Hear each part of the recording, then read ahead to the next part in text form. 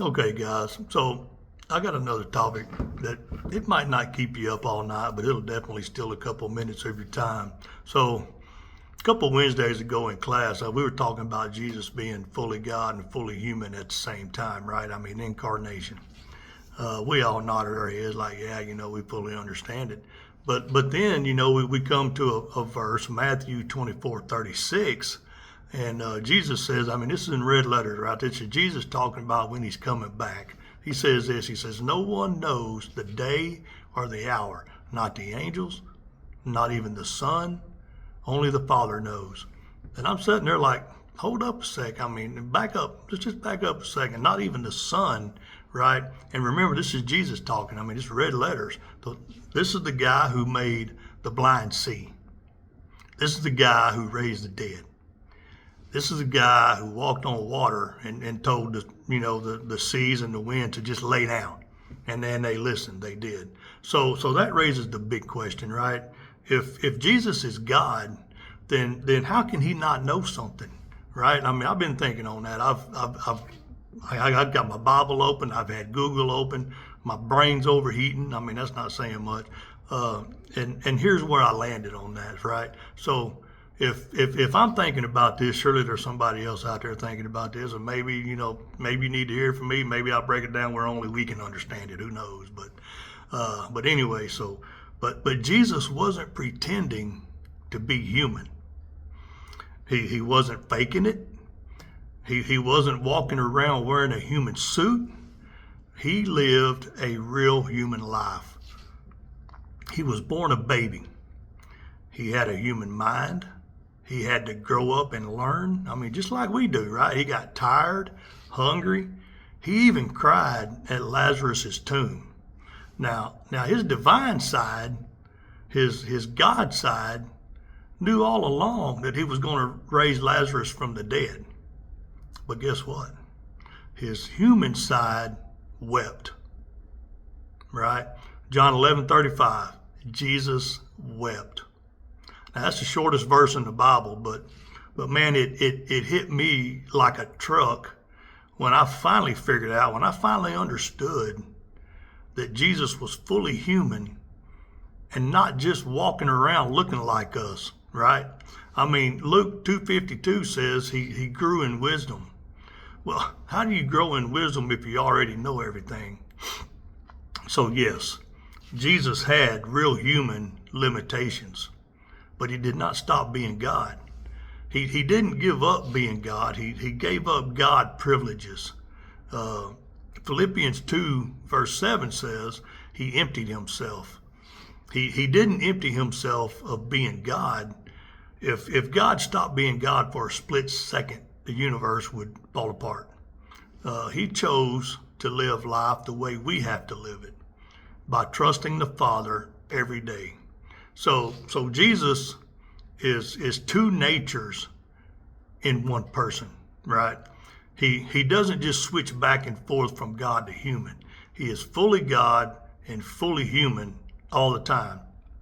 So when Jesus says the Son doesn't know the day or the hour, he's speaking from his human nature. His divine nature still knows everything. He just wasn't drawing from his God side at that moment. His limitations he placed on himself is voluntary, right? Jesus didn't lose divine knowledge. He didn't lose divine power. He chose not to use certain divine abilities during his earthly ministry, not because he couldn't, but because he wouldn't, right? That's humility by lowering himself from God to one of us.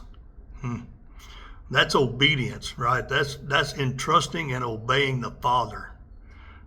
That's love. That's the ultimate love for us. So here's just one example of humans, us, right? Me, lack of self-control. Some of y'all remember it as being kids, being a teenager, and you finally get your license, right? You got your license for the first time. And you've been asking Dad to borrow his truck. I mean, we must have asked him 100 times. And finally, he says yes. Here, throws the keys to you. And you're like running out the door. And before you get out the door, he's like, hey, you know, this is what I heard, right? You might have heard something different. I heard this. He said, boy, don't be hot rodding or racing my truck. You know, don't burn my tires off. Those things are expensive. I'm like, okay, Dad, yeah, sure, man. You know, no problem. Okay. You tell him whatever you want to hear, right? So, and what's the first thing we did when we got out of sight? I mean, when we left that first red light, I mean, man, it was like Star Trek, right? Engage. I mean, we tried to put our foot through the floor. I mean, we literally tried to burn the tires off that thing. I know I did anyway. So self-control, you know, what's that? You know, I've never heard of self-control. Even now, I mean, if we had self-control now, we wouldn't be sinning all the time. You know, I sin. My alarm clock goes off in the morning. I sin before I get out of bed, right? But the next breath, I'm thanking Jesus for waking me up, you know, so that's just me. So now, just imagine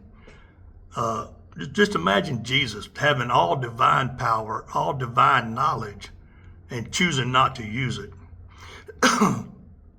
That's a level of self-control that we can't even wrap our heads around. I mean, let's be honest about it, right? What would we do if we had God's power? If I had just 1% of God's power, what would we do with it? I mean, I'd be out there parting traffic like the Red Sea, right? My bank account would have a never-ending zero at the end of it. Elon Musk would look like a pauper compared to us. I mean, we'd be giving people plagues just for looking at us wrong. You know what I'm saying? I mean, we would be out there doing miracles for the dumbest reasons imaginable. Jesus did use his divine power, but every time he used it, it was to glorify the Father. He healed the sick, right? Why did he do that? To show God's compassion. He fed the 5,000, right, with 5 loaves of bread and 2 little old fish. Why did he do that? To show God's provision. So he walked on water. Why would he need to walk on water? To show God's authority over creation. He raised Lazarus from the dead after he had been laying there for 4 days. I mean, he was stinking, right?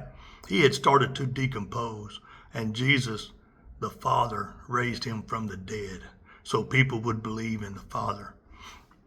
So every miracle pointed upward toward the Father.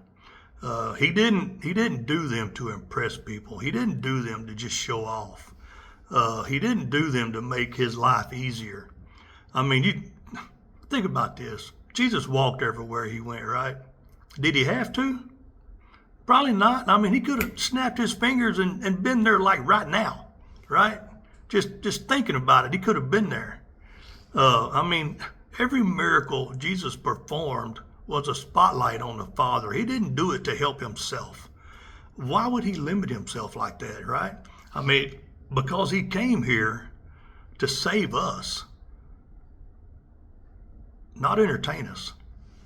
If Jesus lived his whole life using his divine power and divine knowledge, he wouldn't be living a real human life. He wouldn't be able to stand in front of God in our place. He wouldn't know what it's like for us to have to walk by faith. Hebrews 2:17 and 18 says he had to be made like us in every way. Now that includes limited knowledge, that includes human emotions, that includes temptation. We get tempted every day and we fail. I mean, we sin every day. Jesus got tempted. The devil tempted him. He didn't fall for it. Jesus never sinned. So after the resurrection, though, after he rises and ascends, the limitations are gone. He says in Matthew 28:18, all authority in heaven and on earth has been given to me. He's no longer walking in the limitations of his earthly life, right? I mean, he fully exercises everything that has always belonged to him as God. So, so what does Matthew 24:36 mean? I mean, so here's what it means to me. Here's what it means to me. In his human nature, Jesus didn't know the day or the hour. In his divine nature, he always did. And he chose willingly to live with that limitation for us, for our sake, right? That's not a contradiction. That's the mystery of the incarnation. And here's what here's what we, right? Here's what us as humans get out of it.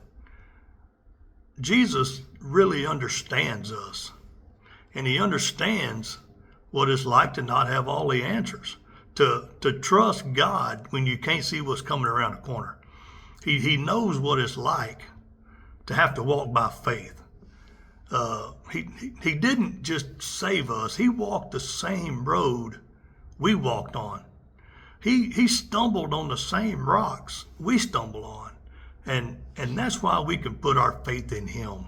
So let me ask you this. So if God can do all the things just by saying it, right? If God made the heavens and the earth, how hard is that?